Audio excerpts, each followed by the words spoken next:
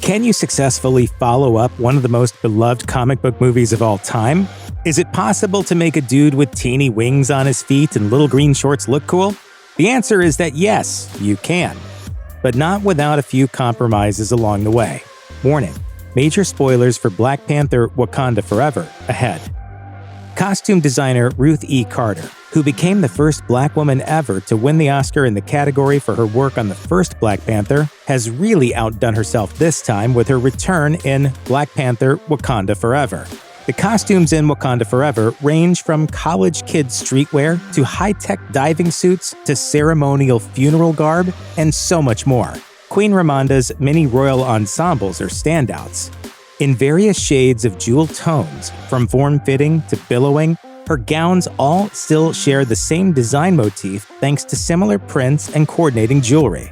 Nakia's bright and casual clothes from her scenes as a Haitian teacher suit the character's personality just as much as her vibrant greenish war dog armor. And the incredible quality of Namor's movie-specific design does much of the work of transforming the character from a longtime comics oddball into a mythical anti-hero god. The outfits are all visually interesting yet believable, and how they pull inspiration from real culture, ancient and modern, is commendable. She really can make you, click into place with the costume she puts you in. She's a storyteller first.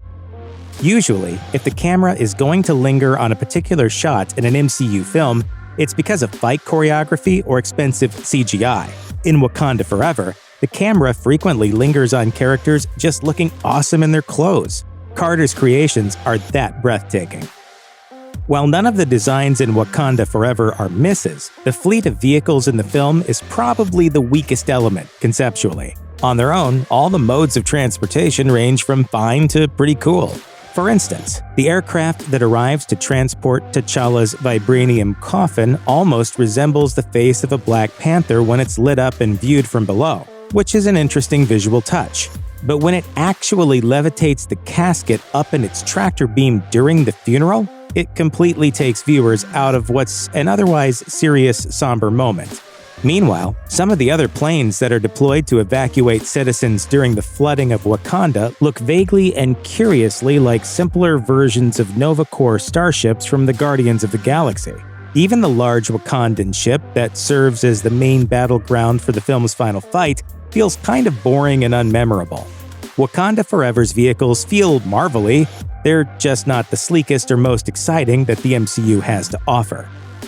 Wakanda Forever confronts heavy and pressing global issues head-on. The film can be read as a metaphor for nuclear proliferation. The Wakandans possess the world's most powerful resource, and everyone else is in a race to catch up.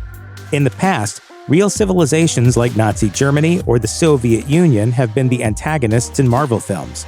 This time, it's modern America, France, and the rest of the United Nations. Being outgunned by a small African country has exposed the West's hypocrisy. New CIA Director Valentina Allegra de Fontaine openly admits she dreams about the US controlling Earth's vibranium supply, but a large chunk of the international intelligence community is willing to resort to some pretty villainous tactics to get that sweet magic metal. At a United Nations meeting, Queen Ramonda dramatically announces that Wakanda has foiled a plot to steal vibranium from one of their secret research facilities by having the Dora Milaje march the captive offenders before their heads of state.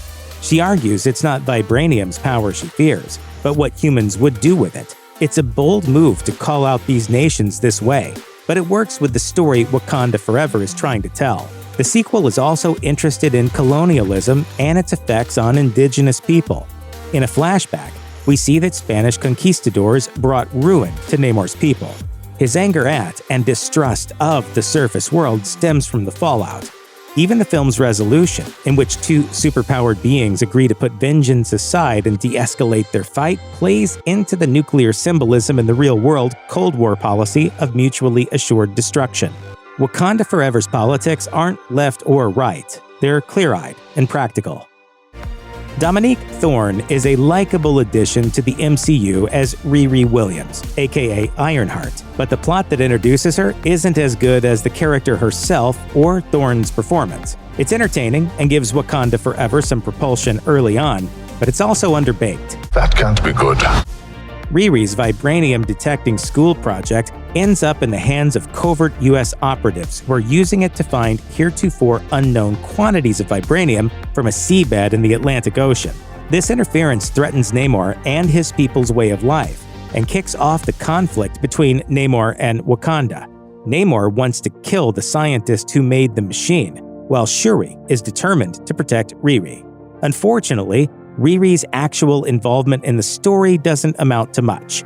There's a fun moment early on where she helps Shuri and Okoye escape the local police with the help of her homemade Ironheart suit. But after that, she's little more than a plot football. Hardly anything she does from this point forward affects the events of the film. Her more polished Ironheart armor helps Shuri's plan to trap Namor in the final battle, but her character's motivations aren't much more than don't die, help Wakanda. The movie keeps trying to tell us that she'll be important with a few hints of her backstory, but we rarely see that importance take shape. Like America Chavez and Doctor Strange in the Multiverse of Madness, Riri is an exciting new character with tons of potential who's reduced mostly to a human MacGuffin. One of the smartest decisions Ryan Coogler and company made was swapping Marvel Comics Atlantis for the mythical Mesoamerican city of Talokan, a fictionalization of Tlalocan, one of the Aztec afterlives.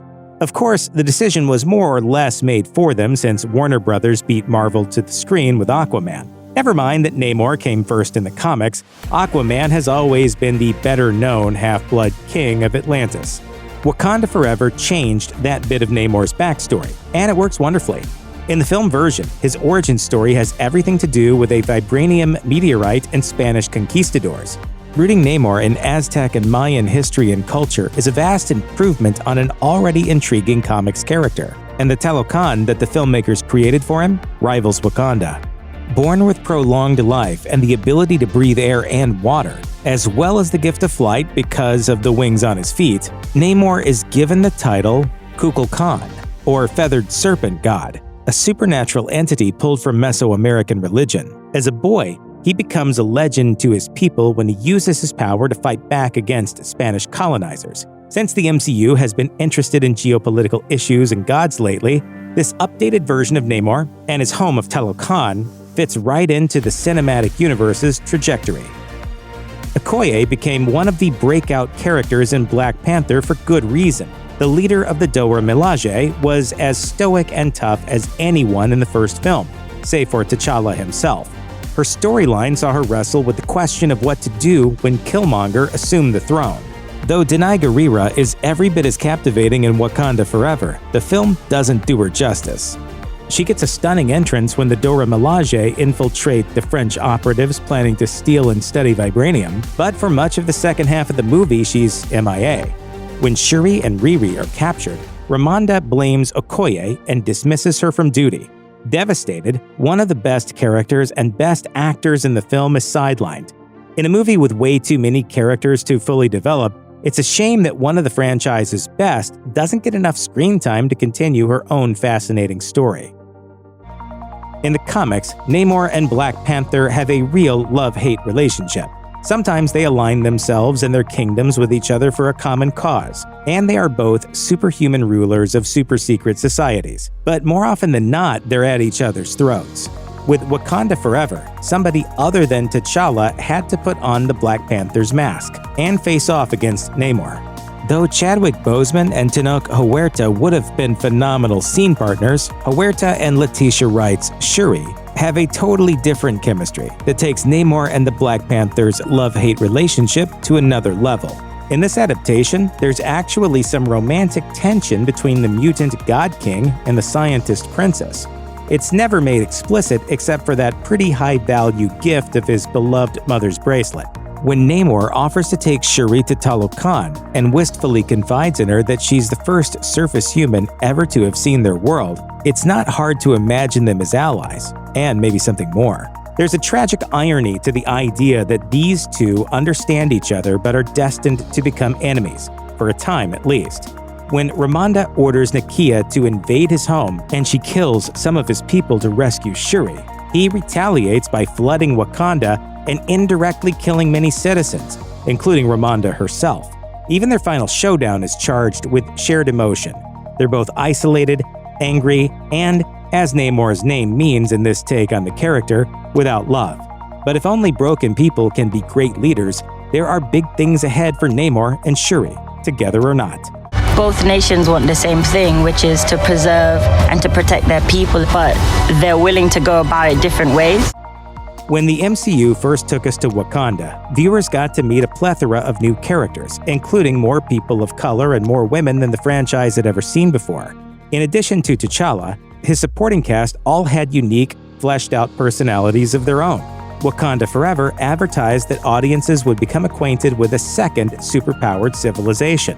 The trailers and casting news indicated that Attuma and Namora, two important characters from the comics, would be living and fighting alongside Namor, just as Okoye and M'Baku did in Black Panther. In the comics, Attuma is a barbarian-like Atlantean who believes that he ought to rule instead of Namor. And throughout her comics history, Namora has been everything from Namor's implied lover to his cousin to a clone.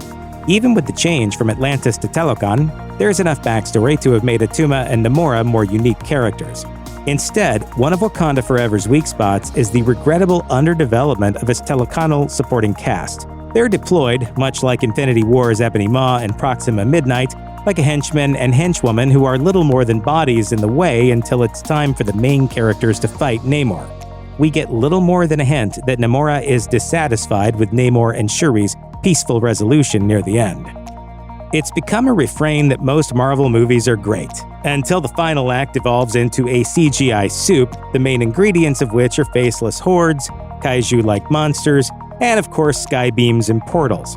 Most of the criticism of the first Black Panther, in fact, came for its lackluster last act digital effects. It seems the filmmakers have learned from their mistakes and from worn-out MCU tropes. The final battle in Wakanda Forever is one of Marvel Studios' shorter and smaller scale scuffles, but in terms of relevance to the plot and visual style, it's a breath of fresh air. Shuri finally steps into a leadership role as the Black Panther, literally standing as the vanguard of her troops atop a massive military vessel. They're planning to lure Namor to them so they can trap him into a retrofitted aircraft that will dry him out and deplete his powers. Just as Namor is his people's god of the air, land, and sea, this climactic conflict unfolds in the sky, sand, and on the Atlantic. Riri Williams gleefully buzzes through the clouds in her tricked-out Ironheart suit. Shuri crash lands on the shore, and the Black Panther and the feathered serpent god slash at each other acrobatically in the sand and flames. The Dora Milaje use cables to take on the Talokanil in an impressively choreographed vertical assault, while the Jabari defend the deck. It's perfect for the story that Wakanda Forever is trying to tell, which is about how war is rarely in a nation's best interest. This might sound like a backhanded compliment, but the MCU's Namor looks way cooler than anyone who's familiar with comics probably expected. In his earliest illustrated form, Namor looks like a turn-of-the-century muscle man in a belted Speedo. And then there's the matter of those pointy elf ears and those little angelic wings that grow out of his feet. Even after Namor got an emo makeover in the 2000s, writers and artists still had to contend with those quirks, as did Ryan Coogler in Wakanda Forever. As per usual, the writer-director was up to the task. Namor is one of the highlights of the movie. My enemies call me Namor. In part, that's thanks to the casting of Tenoch Huerta and his performance, which ranges from endearing to frightening.